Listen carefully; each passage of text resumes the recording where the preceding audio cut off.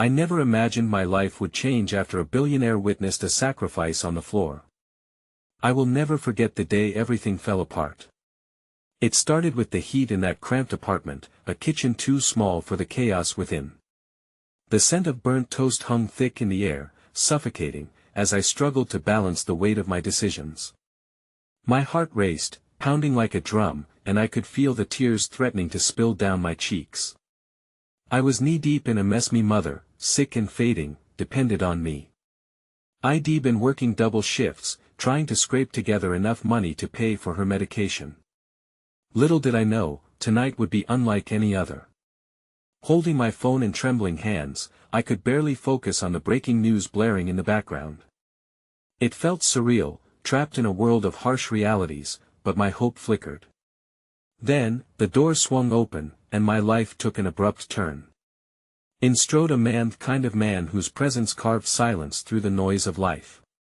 He wore an expensive suit, all sharp lines and icy confidence. His eyes blazed with an intensity one couldn't decipher. Curiosity? Judgment? I felt exposed. How could a billionaire care about a girl lost in the chaos of her own world? When I made my sacrifice, offering what little food I had to a homeless man on the street, everything shifted. I thought it was just a moment of kindness. But when he witnessed this act, his eyes widened. Something deep inside shifted. The atmosphere crackled with anticipation. I was unaware of the eyes on me, whispers weaving through the crowd. "Did you see that?" I barely heard someone murmur beside me. As I turned back toward him, the weight of his gaze felt like 1,000 questions pressing down on my soul. What was he thinking? Why was he here? And then it happened. With a flick of his wrist, he pulled out a card, gold and shimmering. My breath hitched. I hesitated, the world around us dulled, the chaos muted. The offer he extended was more than just money. It was a lifeline pulled from the deep waters of despair, and I stood there, heart pounding, caught between hope and fear. Did I dare take it? Would I betray the very essence of the sacrifice I had just made? The silence echoed, and all I could hear was my own heartbeat. Hey, before we continue with this amazing story, I need to give you an important heads up. Many subscribers have reported that YouTube unsubscribed them without warning. Take a quick second to check the red button below to make sure you're still subscribed to the channel. I'd hate for you to miss any of the exclusive content coming soon. And while you're there, smash that like button, it really helps me out with the algorithm. Oh, and tell me in the comments, which city are you watching from? I love getting to know every amazing person who's part of this community. Your participation makes all the difference. Let's connect. The decision hung in the air, heavy and suffocating. I could feel the world watching, the crowd around us, a living, breathing entity fueled by curiosity and gossip. My gaze flickered between the shimmering card and the faces of strangers, some wide-eyed, others indifferent, all a blur to my turbulent thoughts. The chaos of my life felt like a distant storm as I stood at this precipice of possibility. Take it, he urged softly, breaking the silence that had wrapped itself around us. His voice was smooth and calm, like the eye of a hurricane. And yet, there was a steeliness underneath, as if he both understood the weight of desperation and was offering a way out. I swallowed hard, fighting the instincts that screamed to just turn away. Would accepting his kindness tarnish the purity of my gesture? Was it wrong to seek help when I had just given so selflessly?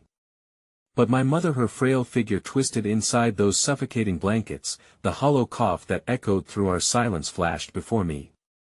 The images of her pain ignited an ache deep within. In that moment, the fire of necessity began to burn brighter than the flickering flame of pride. "Please," I whispered, the word escaping me like a breath of air, each syllable fueled by desperation. It felt like surrender, but also like an acknowledgement that I could no longer shoulder this burden alone. I reached out, fingers trembling slightly as they grasped the edge of the card, and for a fleeting second, our eyes locked.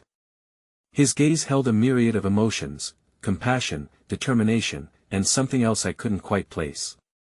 A flicker of hope danced in the back of my mind, daring to guide me toward the unknown, but the moment was pierced by a sharp, pained shriek that cut through the ambient chatter. The sound came from just beyond the crowd. A woman kneeling over a child collapsed on the pavement. My heart sank as recognition washed over me. It was Rose, my former colleague, and her son lay sprawled out, unconscious, a line of strangers attempting to help. I felt the surge of adrenaline propel me forward. I dropped the card back into his hand and rushed toward the commotion. What happened?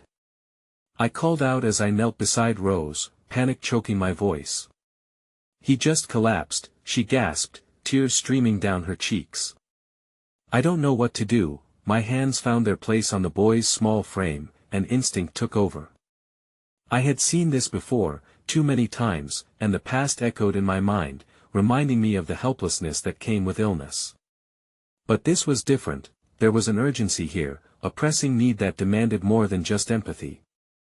I pulled out my phone and dialed for help, hoping that the emergency line would answer quickly, and just like that, the billionaire stood at my side, his presence looming as he scanned the scene. "What can I do?" he asked quietly, his eyes flitting between me and the child. In that moment, I realized that the wealth and power he exuded meant nothing when faced with something so raw and human. "Stay calm," I said, trying to project an ounce of confidence despite the rising trepidation in my chest. "Help is on the way. We need to keep him stable. Can you hold his head?" There was a strange comfort in our shared focus, a mutual understanding of urgency that created a bridge between our worlds. As we helped Rose, I couldn't shake the sensations pulling at my heart, a mix of dread for the boy and warmth growing between us, two unlikely allies in the face of chaos. But I couldn't escape the gaping void left by my interrupted decision. What would accepting that card have meant for me? After what felt like an eternity, the wailing sirens of an approaching ambulance filled the air, slicing through my turmoil. Relief edged in, yet it felt overshadowed by lingering shadows, weighty and unresolved. The paramedics arrived, easing the burden from our shoulders, but as they lifted the boy onto the stretcher, my heart sank a little deeper. As they pulled away, Roger, the towering man that had watched my sacrifice, approached me again, the card still glinting painfully in his grip. "Are you still interested?" he asked, his expression unreadable. "You're not alone in this fight." That I opened my mouth, but no words emerged. Instead, everything inside me screamed in protest, clashing against a tidal wave of unyielding need, and then I saw it just over his shoulder, something glimmering at the edge of my vision, a fraying piece of fabric. I squinted, recognition dawning as a familiar sight jolted straight through me. It was my mother's favorite scarf, her delicate fingers often mending it, and now there it was, stained and torn, caught in the fold of the ambulance doors. I let out a small, strangled gasp that 1,000 questions spiraled through my mind. Had she been here? Was she hiding away? The warmth I had only begun to find with my new ally felt shattered in the reflection of that scarf, its symbolism twisting into something dark and ominous. "Wait!" I cried out, and in one heartbeat, I chose the chaos once more. My knees stumbling backward, everything around me storming faster than I could grasp. "Wait!" My cry echoed, but strangers blurred, and hope seemed to spiral away. Behind me, the billionaire's eyes bore into me, unwavering, and somewhere within that gaze, I sensed that this journey was only just beginning. The air felt dense around me, suffocating as I scrambled to my feet, heart racing wildly with each beat. The scarf danced in my mind like a cruel specter, stirring memories buried deep beneath layers of worry and despair.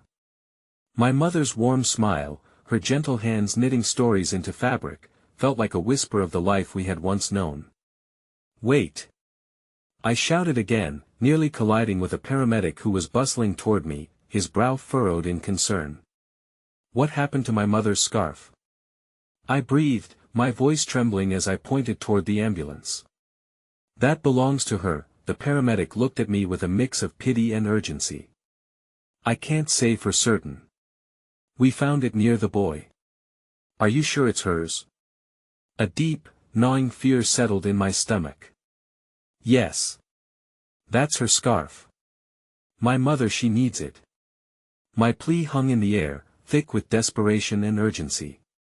The knots of anxiety tightened around my heart, pulling in all the shadows of the past. "Let me check," he said reluctantly, looking back at the ambulance for a brief moment before nodding. "We'll see if we can find out what's going on." "Just a moment, okay." I watched him disappear inside the vehicle, clenching my fists, a storm of tumultuous emotions swirling within. Was she in distress? Had she been here, watching me wrestle with decisions too great to bear? I could feel the weight of my choices pressing on my chest as if the very essence of my life hinged on the outcome of this single moment. Roger stood watching, still clutching the card, his face a mask of concern and contemplation. Powerful and imposing, he had the means to change lives, and in a peculiar way, I found solace in his unwavering presence. Yet, a dissonance brewed within me.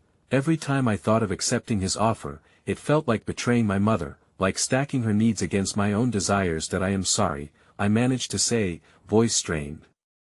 "I didn't mean to." "Don't apologize," he interrupted gently. "You're dealing with a lot right now." His eyes softened, an unexpected warmth igniting in the midst of my storm. "Look, let me help you. Whatever it is, I can." "Oh." The word erupted from me like a geyser, hot and fierce. I took a breath, remorse flooding in as I saw his surprise flit across his features. "I can't accept help because it's not just me who needs saving. It's my mother. She's the one who's suffering, and I need to focus on her. I keep feeling," my voice faltered, the ice around my heart cracking as I continued, "I keep feeling like I'm failing her if I divert my attention to anything else." "Then let me help both of you," he offered, his voice steady, laced with a sincerity that took me aback. "You don't have to face this alone. You may not want to accept it, but sometimes strength doesn't mean you can't lean on someone else." Before I could respond, the paramedic emerged once more, solemnly shaking his head. "I'm sorry, but we couldn't find any information about the scarf." "It may still be inside, please," I begged, my breath hitching once more. Could you check again? It means everything to me." He hesitated, glancing at Roger, who nodded, an understanding passing between them that I didn't quite register. "We can take a look," the paramedic conceded reluctantly. "But it's about the boy's condition right now. We need to prioritize." "Yes. Yes, of course," I breathed, feeling the world tilt precariously as I watched him slip back into the ambulance. I turned away, willing the creeping dread away, only for my eyes to lock onto Roger's, an unspoken connection weaving inexplicably between us. "Your mother," he said carefully, as if weighing every word. "What does she mean to you?" The question cut through me, raw and pointed. I felt the fissures in my heart widen as I answered, "She's my anchor. Ever since my father left, she's been everything. I've sacrificed so much for her, and now I can't help but wonder." My voice trailed off, the unrelenting fear biting at my resolve. "Wonder what?" He encouraged gently, "What will happen if I can't save her?" I whispered, eyes shimmering with unshed tears. "What if this is it? What if I lose her, for reasons I couldn't entirely understand?" He stepped closer, a palpable warmth radiating from him. "You need to hold on to hope. Even when it feels impossible." That I wanted to scream that hope had eluded me for far too long, that in the depths of despair, the flicker of light felt like a betrayal. But as I looked into his deep, soulful eyes, I saw something else. A promise, a silent vow that perhaps change could come from the most unexpected corners. Before I could speak, a faint voice suddenly pierced my world, a fragile whisper that sent a bolt of recognition through me. "Mom? Is that you?" I whipped around, heart hammering as I saw the bottom edge of a thin figure emerge from the crowd. My eyes widened in disbelief as the familiar frail form materialized into focus. Me mother, disheveled yet somehow defiant. She stood before me, her wide eyes filled with worry and a heart-wrenching determination that made my breath catch. "Mom!" I rushed toward her, my heart soaring and shattering all at once. But the moment was punctuated by a deafening siren, a harbinger of bold new challenges looming on the horizon. The paramedic returned once more, panic rippling through him as he caught sight of my mother standing there, a jarring contrast against the urgency that surrounded us. "Wait! You can't be here. We need you." "What?" "No. Not her." I cried, feeling the ground shift beneath my feet like it no longer belonged to me. But before I could understand, before I could catch my breath, the world began to blur around me, an echo of failure before it even began, and just like that, new uncertainties spiraled into existence like a storm I could never escape. The crowd erupted into chaos, a cacophony of voices intertwined with sirens, and all I could see was my mother, the frail figure who had always been my fortress. She stood there, looking lost and bewildered, her brows knit in confusion as paramedics ushered her back with increasing urgency. "Mom, please." My voice strained against the welter of emotions threatening to burst. "What are you doing here?" I stepped toward her, desperation clawing at my throat. "You shouldn't be out in this state." "It's dangerous, sweetheart," I heard the sirens, and I thought her voice wavered, but even amidst my rising panic, I could hear the underlying strength, the instinctual worry of a mother who had been so brave for so long. "Stay back. We can't have you here." The paramedic shouted, almost recoiling from her presence as if she were a contagious illness. He glanced at me, eyes pleading for compliance. "We need to get her medical attention now." "No. I'm fine." My mother's protest felt like a fragile thread amidst the storm that was brewing. Her frail fingers twitched towards me, and she tried to step forward, but a firm hand on her shoulder stopped her. "Mom," the words faltered on my lips as I looked back at the paramedic, at Roger, who stood still amongst the flurry of activity, the weight of the moment freezing him in time. Roger stepped closer to me, whispering just above the din, "You can't let them take her without knowing what she really needs. They may not understand. They may not see that her heart is still fighting." His eyes shimmered with a potent mix of determination and empathy, and albeit subconsciously, I could feel him drawing me back to a place of clarity amidst the chaos. "I can't just let them take her." The thought sent chills down my spine, ushering a flood of years spent watching her care for me, her nurturing spirit a light that had always burned brightly, despite the shadows closing in. "I know," he replied steadily. "But staying here won't help her. You need to think about her health first, not just your fear." He reached for my arm, grounding me with a firm yet gentle hold. "If she needs help, she should get it. I'll make sure they give her the right care. You can trust me." "Trust." The word reverberated within the vault of my mind, tossing me yet again into the depths of uncertainty. But looking into his earnest eyes, I felt a flicker of something, an ember of the faith I thought had long been extinguished. "Okay," I managed, choking on the word, the heaviness of my decision weighing against my heart. As the paramedics escorted my mother toward the ambulance, I clenched Roger's hand for support, but an unexpected thought flickered through me. Somewhere beneath the turmoil, perhaps there was still a chance. Just then, I spotted the scarf lying abandoned in the dirt, the color vibrant against the gray concrete, a beacon that illuminated my mission. "Wait!" I called out, breaking the fragile moment before it slipped away, before hope could dissolve. My mother's scarf. I need it. I bounded toward it, scarcely aware of the mounting tension until I stumbled, my foot caught on an uneven patch. The world tilted as I abruptly crashed to the ground, a spray of grit stinging my palms. A gasp escaped my lips as I crashed against the fractured pieces of reality that surrounded me, approaching sirens, the worried expressions, and the sounds of my mother's panic echoing in my ears. "Are you all right?" Roger crouched beside me, worry etched into his handsome features as he offered a sturdy hand. Just give me a moment," I mumbled, swiping at the dirt on my knees, my heart racing as I picked up the scarf. The fabric felt like the fragile thread that tethered everything. It was warm and imbued with her essence, the scent of her lavender detergent and the whispers of love woven into every stitch. "Jasmine, come on. We need to go." My mother called, her voice rising against the chaos of the surroundings. I rose on shaky legs, the scarf held tightly against my chest. "I'm coming, Mom." "It'll always come," I whispered, not entirely sure if I spoke to her or to the part of me that feared I might fail again, leaving her stranded within the darkness of doubt. As we trailed back toward the ambulance, a small crowd often watching the scene unfold, I caught sight of a familiar face, a high school friend, someone I hadn't seen in ages. She stood just beyond the barriers, her eyes wide with shock and concern, worry etched into her brow. In that moment, she reached into her pocket, revealing a small bottle of water, raising it as if to say she was there for me. Even in my despair, I felt the tiny spark of unexpected kindness resonate within reminders that the world still could offer comfort amid the storm. But the warmth was abruptly extinguished as the paramedics closed the ambulance doors, the sound echoing like thunder. Just then, a chilling realization cascaded through me, another whisper of dreaded foresight, "Mom." I screamed, panic unfurling as I rushed to the door. "You have to listen to me. Your medication, did you bring it? What if I can't get it? I can't lose you." The doors slid shut, sealing my mother within, the sirens blaring ominously and the world tightening around my chest.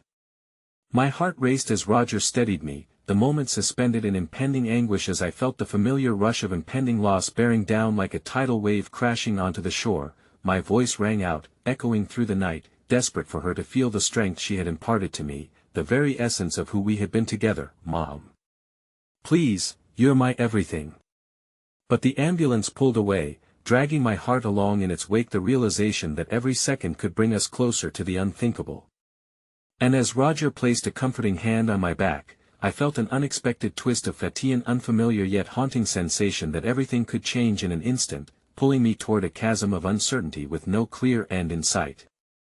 The chaos of the world around me began to blur into an indistinct haze, the rhythmic wail of the ambulance sirens melding into a haunting melody that echoed through my mind. I felt the cold air biting at my skin, but my heart burned with an urgency that overshadowed everything else. I was left standing there, powerless, even as Roger's presence anchored me, the weight of the reality settling heavily upon my chest. "That we need to get to the hospital," Roger reminded me gently, his voice cutting through the fog. "They'll take good care of her, I promised." "That I know," I whispered, squeezing the scarf against my chest, fighting against the tears threatening to spill over. My fingers trembled against the soft fabric, feeling as though it could shield me from the overwhelming dread that threatened to engulf me. "But what if they don't?" He looked straight into my eyes, resolute. "Then we'll figure it out together. One step at a time. Trust me." With a shaky breath, I nodded, knowing that I needed to keep moving forward, but the path ahead felt so dark. We made our way to Roger's car, and though the engine sputtered to life, I could hardly focus on the road ahead. Instead, my thoughts wound incessantly back to my mother, confined to that ambulance, the uncertainty gnawing at my heart. What if something goes wrong? The words blurted out before I could stop them, the fear spilling forth like water from a cracked vessel. Roger didn't hesitate. "If something goes wrong, well, deal with it. You're not alone in this, Jasmine." His voice was a balm, and the warmth of his words lingered, yet the fear continued to swirl within me like a tempest.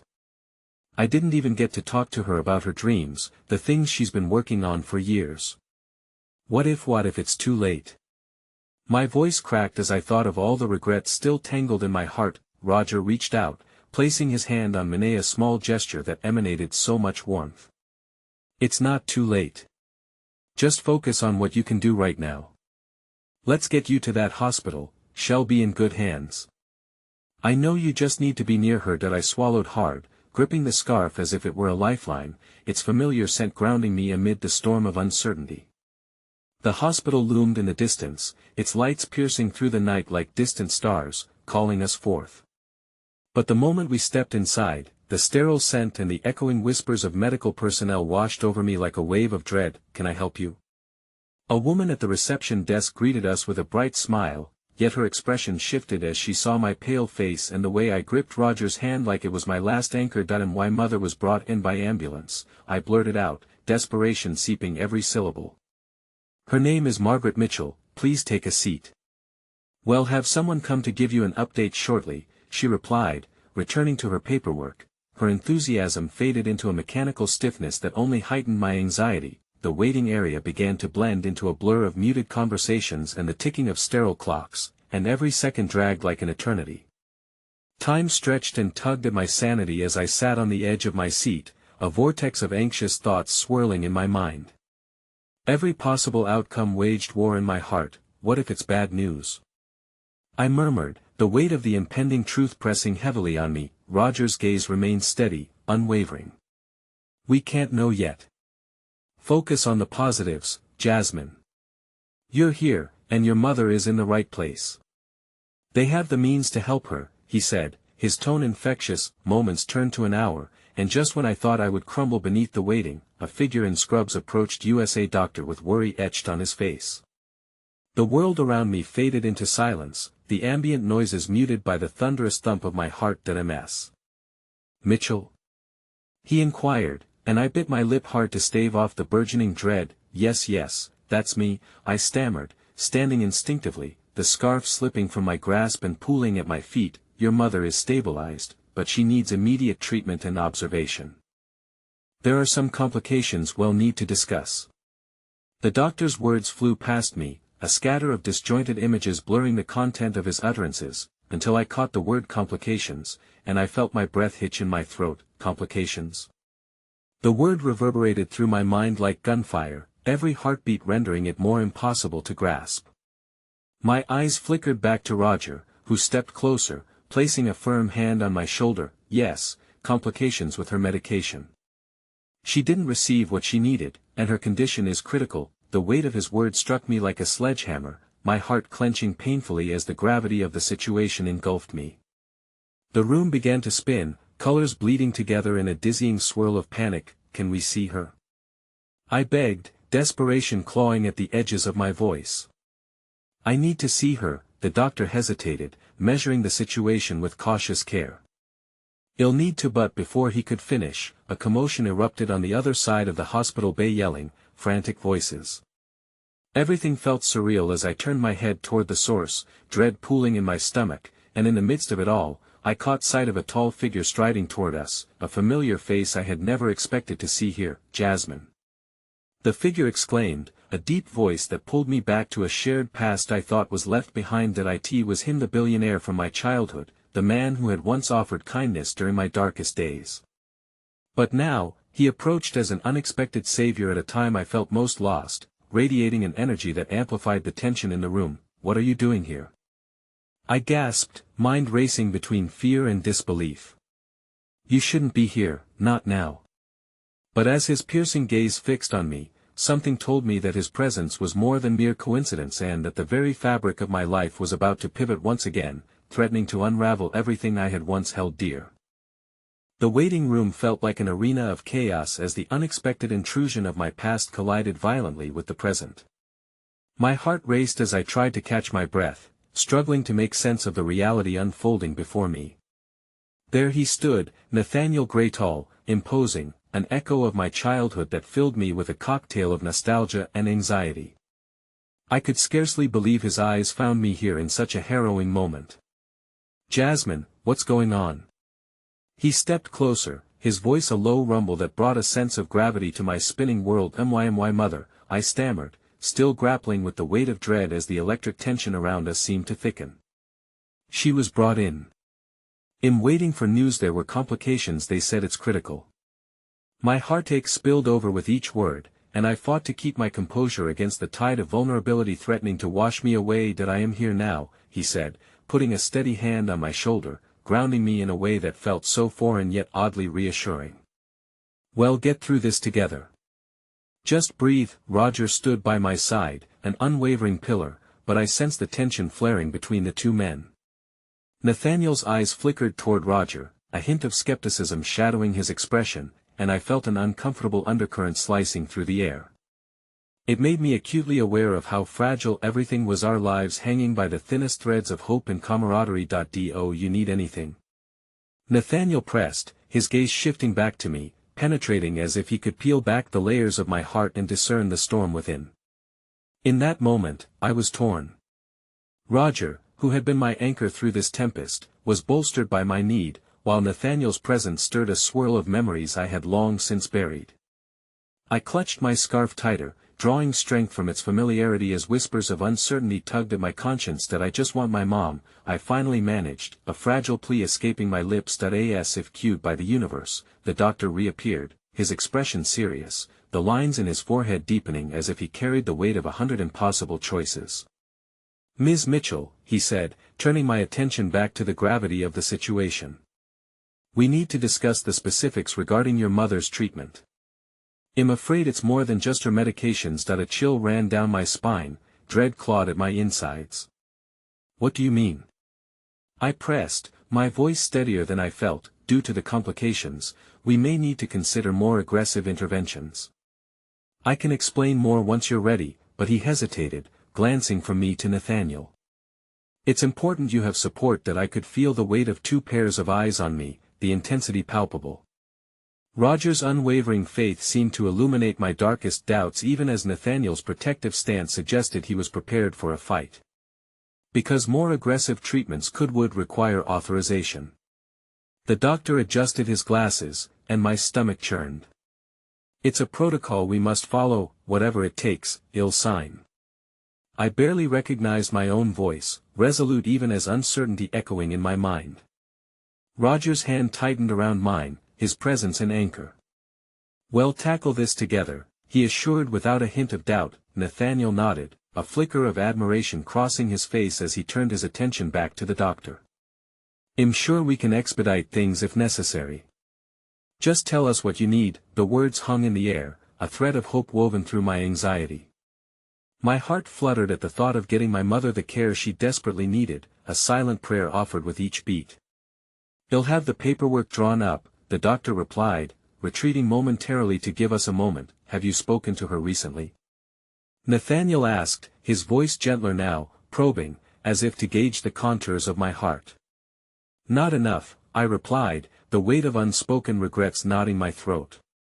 I was too wrapped up in my own lifework, everything thinking there would always be time. Then why mother always said not to wait, Nathaniel replied, vulnerability lacing his tone. Life changes too fast that I turned to look at him, surprised by his candor. The memory of shared laughter overshadowed by shadows of time swept through me, a friendship unexpectedly severed but not forgotten.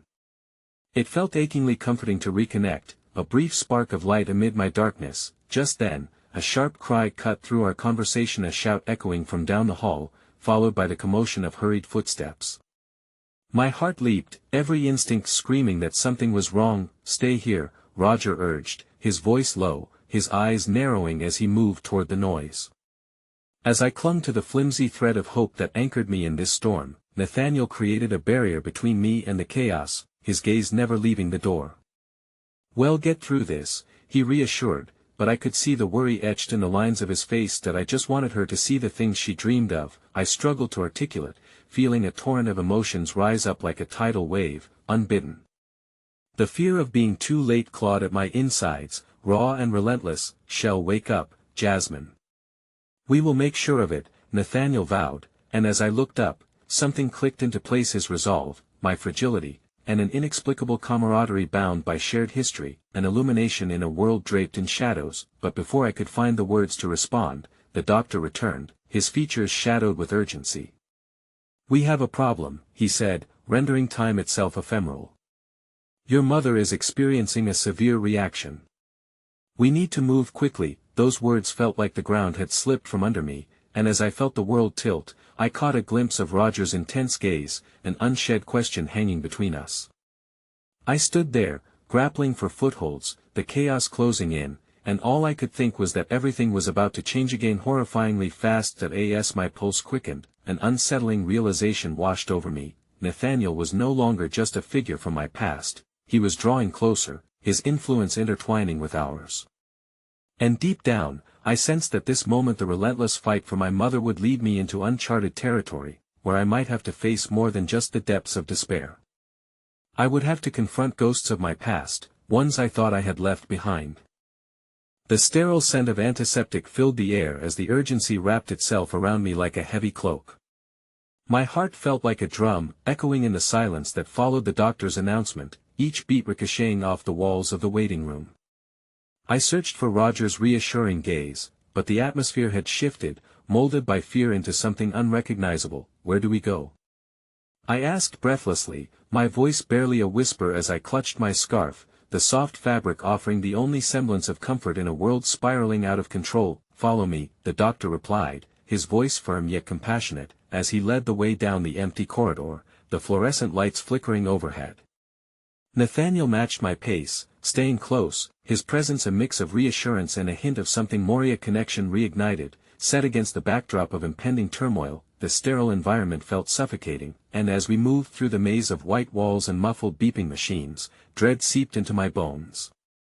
My mind raced, flooding with memories of happier times, the laughter over shared meals, my mother's gentle wisdom guiding me through my toughest choices, and the heartbreaking thought that I might lose all of it in a matter of moments. That we arrived at the doorway, the threshold to an unknown realm where time stood still. The heavy doors swung open to reveal a flurry of medical personnel, a chaotic dance of urgency as they surrounded my mother, tubes and machines buzzing around her intense concert. I felt my heart drop as an icy fear washed over me, paralyzing yet igniting every instinct within. Get her stabilized. Increase the dosage. I heard one of the nurses command, each word slicing through the air like a knife. My breath hitched, and I felt Nathaniel's firm grip on my arm, pulling me back slightly, a protective instinct. You can't go in there, he said quietly, but I could hear the underlying pain in his tone. He understood, he felt it too, the visceral need to be beside family in moments of crisis. Let me see her. I broke free of his grasp, desperation clawing at my throat as I took a step forward, feet rooted in defiance. I had to be there, had to fight for her even if I didn't know how. Jasmine, Nathaniel's voice softened, his presence somehow still fierce amidst the storm. They're doing everything they can. You need to trust them. Trust. The word echoed hollow in my mind as I watched them work, feeling an overwhelming sense of helplessness wash over me. Every second felt like an eternity, the urgency a cruel reminder of how fragile life truly was.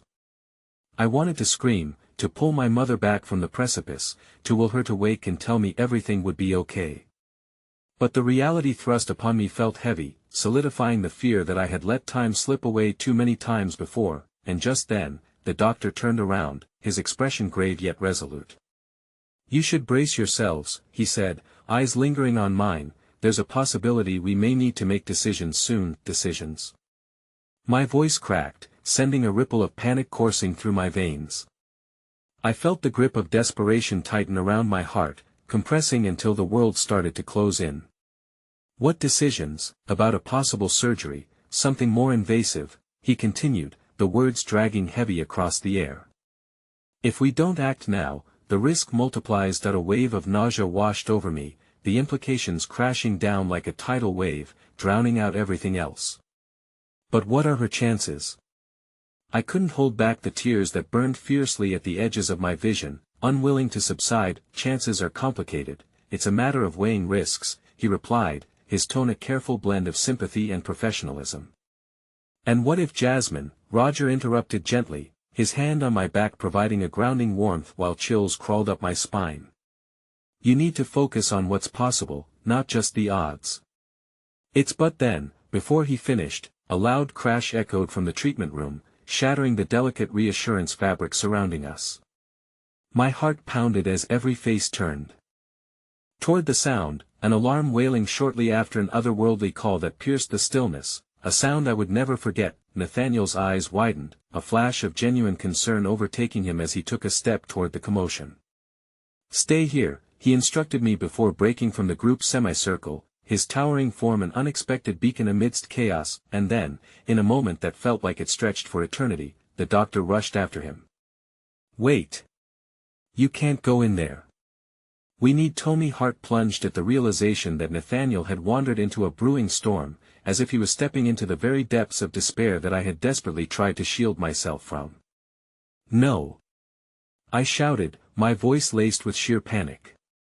Nathaniel, don't go! But it was too late, he was already gone, swept into a whirlwind of urgency, a figure lost in the chaos, perhaps pursuing some unknown answer.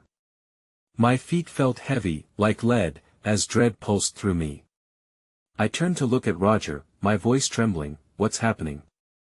Why is he in there? Roger's brow furrowed, concern lining his face. I don't know, Jasmine.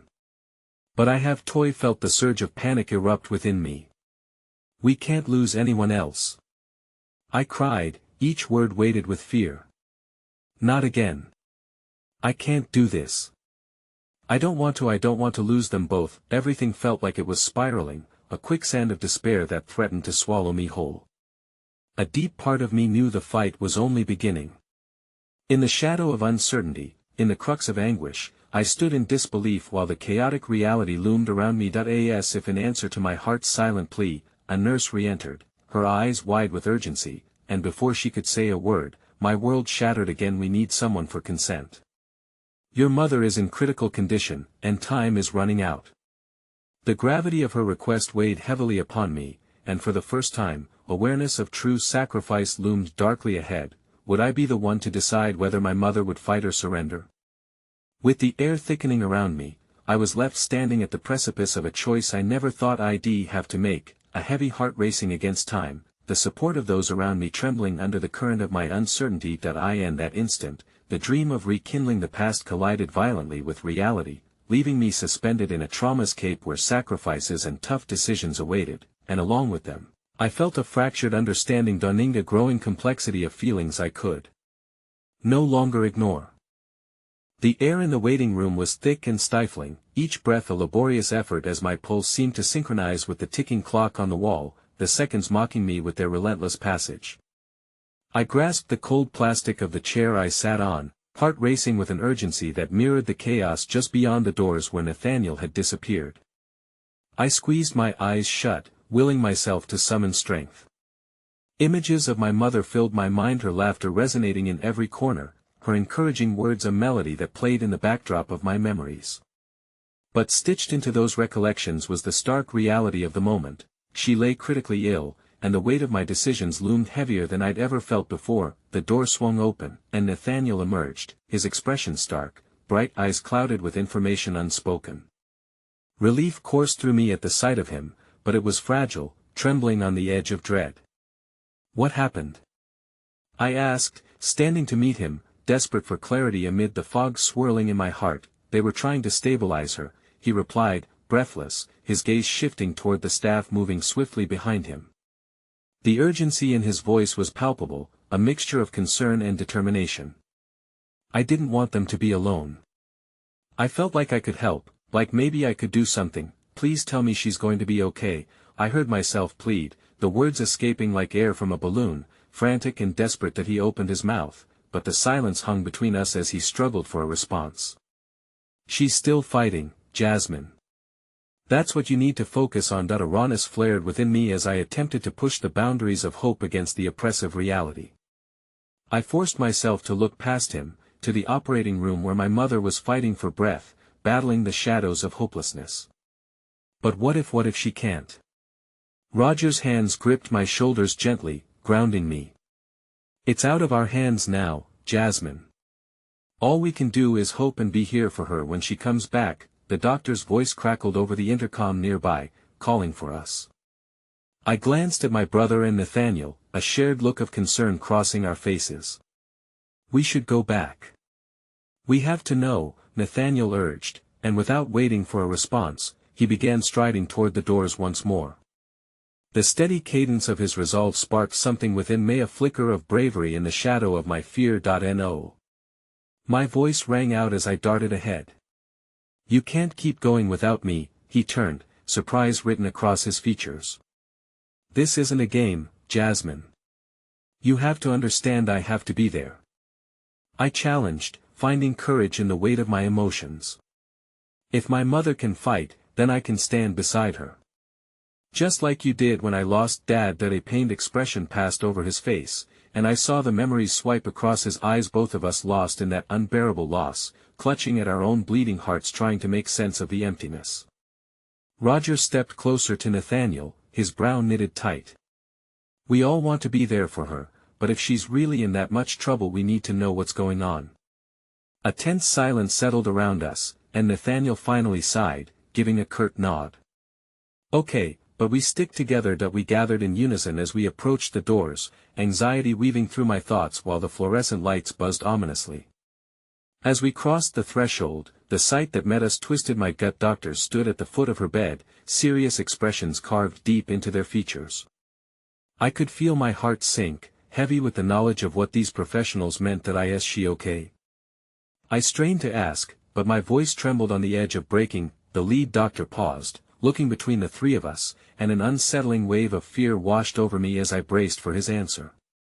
"Your mother is stable for now, but she needs immediate surgery." We've run the tests, and there's no choice left.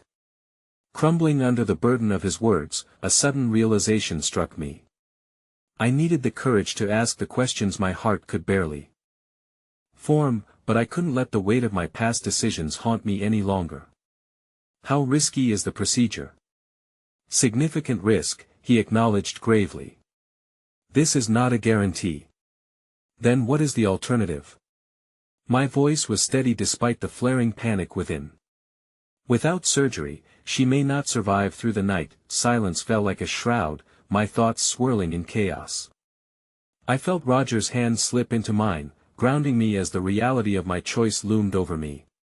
Jasmine, he said softly, this is your decision. Those words echoed in my mind, combining with the chaos of fear. As the weight of the moment pressed down, I felt my mother's love wrapping around me, enveloping me in memories of joy and laughter amid grief.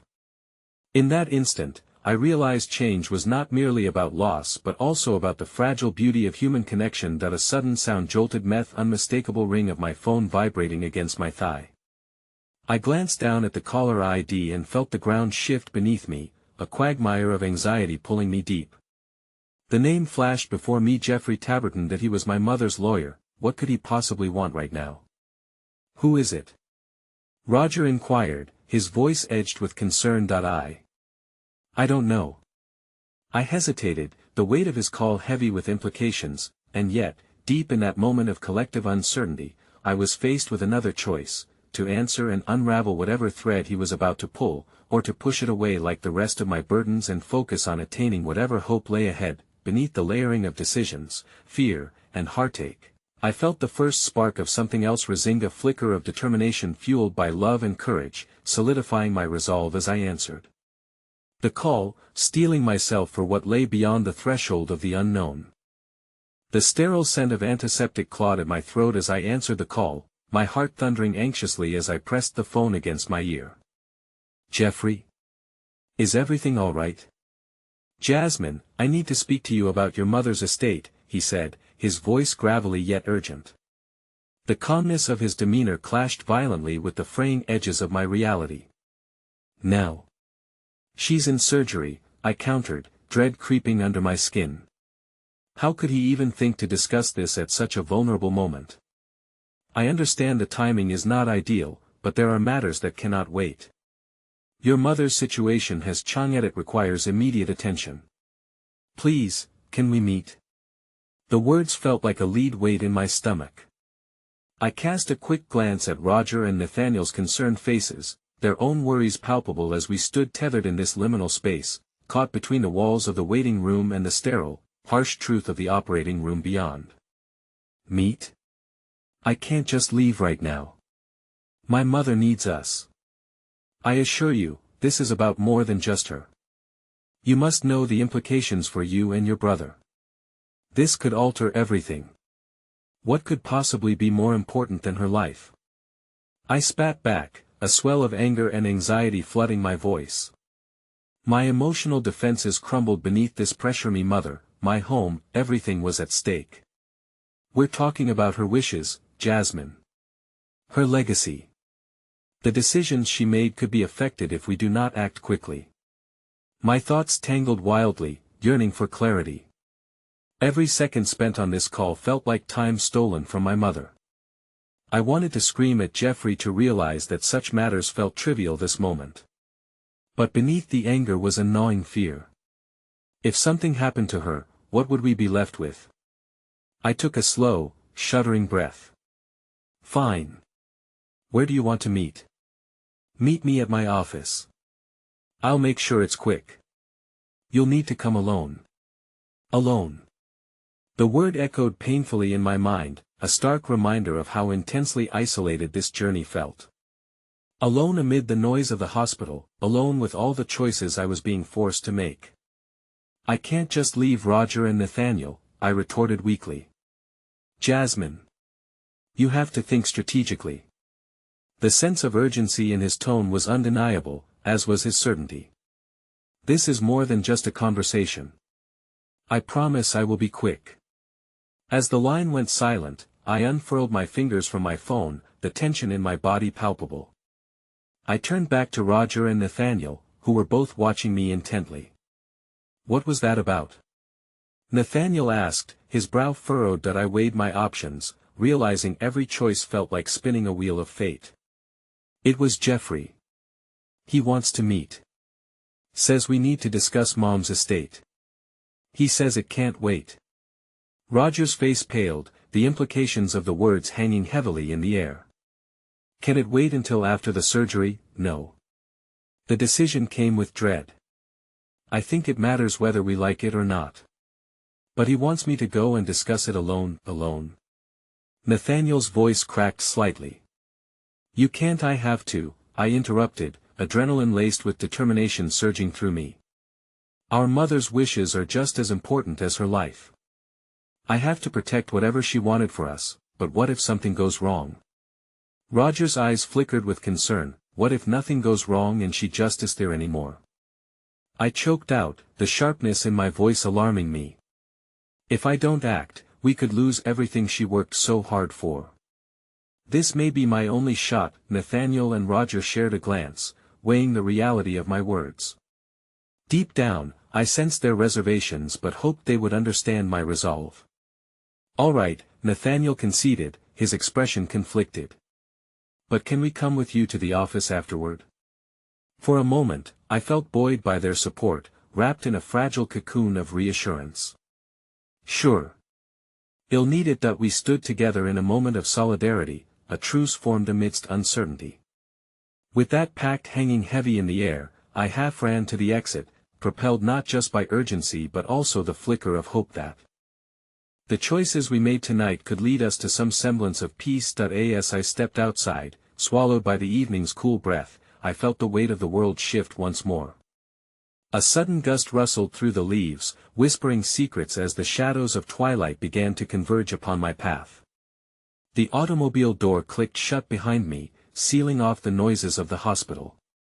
I glanced back one last time, wondering if this would truly be the last moment I could hold on to before life changed irrevocably, steeling myself for whatever awaited me at Jeffrey's office.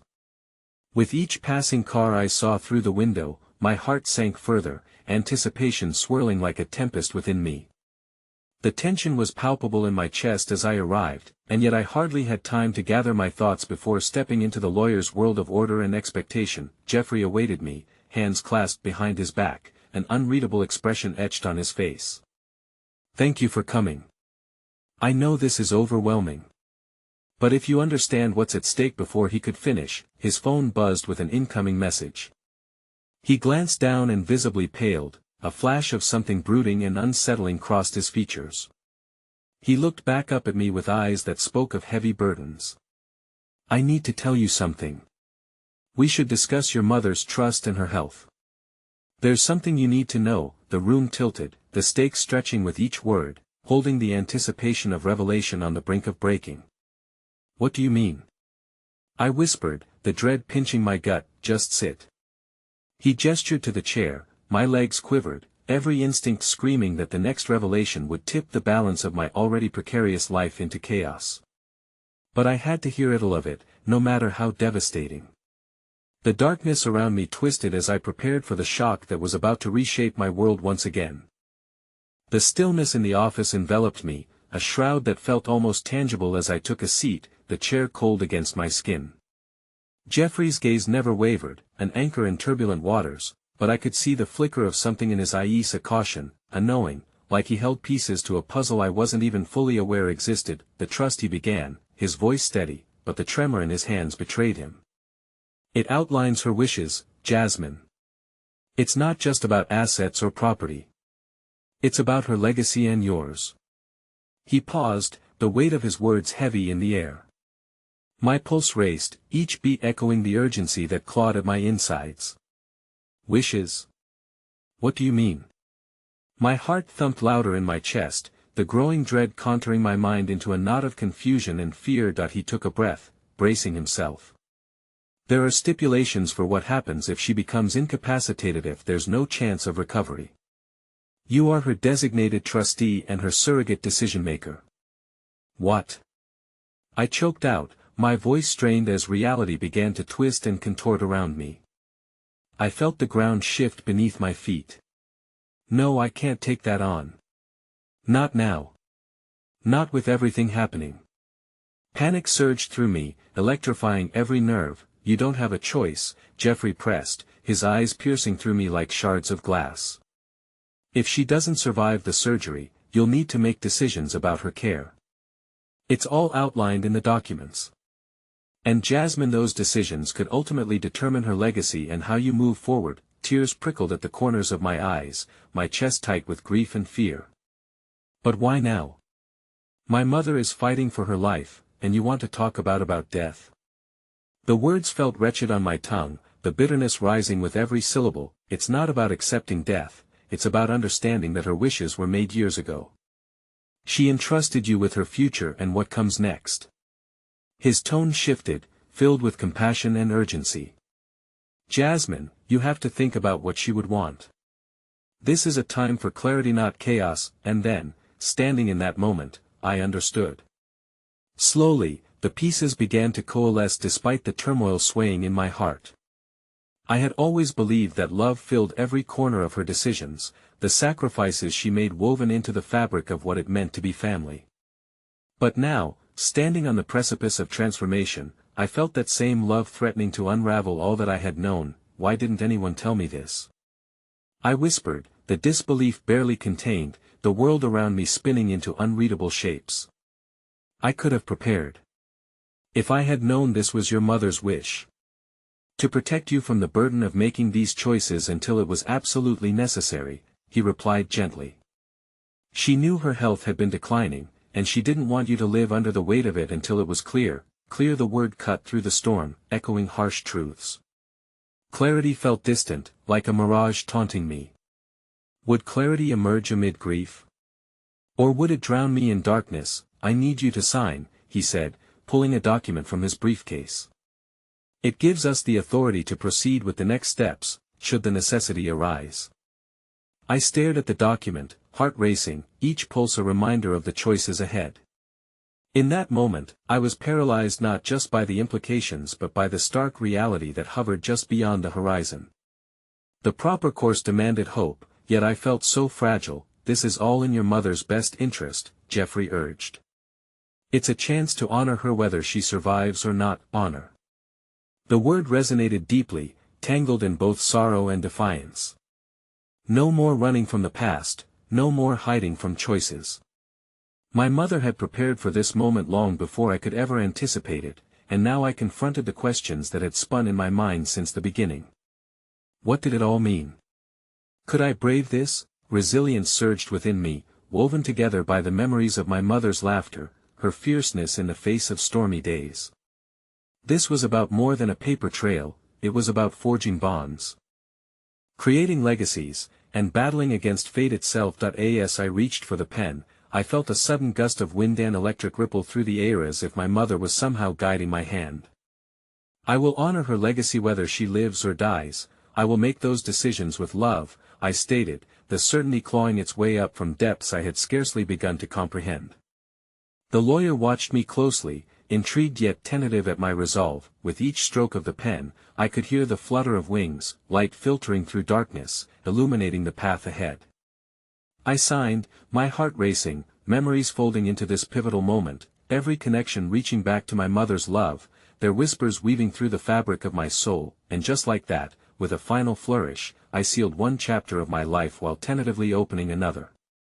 Tears spilled onto the page as the weight began to lift, a new current flowing through me, a current fueled by defiance, love, and an unwavering resolve to fight for what mattered most. With the signed document resting heavy in my hand, a tangible symbol of choice and love, I stood before Jeffrey, heart resolute as sorrow held space alongside tentative hope.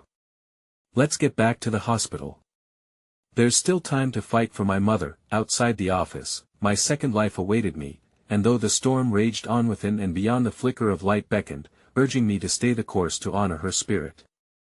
At that moment, uncertainty held promise, and grief transformed into courage, the fabric of my heart woven with threads of both love and lingering shadows. As I stepped forward, the ground felt steady beneath me, and I braced for the next chapter, filled with questions yet to be answered, the promise of love instilling strength for the battles to come. Together, we would forge a legacy anew, and I whispered a silent vow into the air, "I'll carry you with me always, Mom." And it was that moment of clarity bathed in love that reminded me, sometimes, the true fight for life doesn't lie in the absence of fear, but in the heart's unwavering determination to embrace it all, to walk through the fire, and emerge forged anew, transformed by sacrifice into a symbol of hope.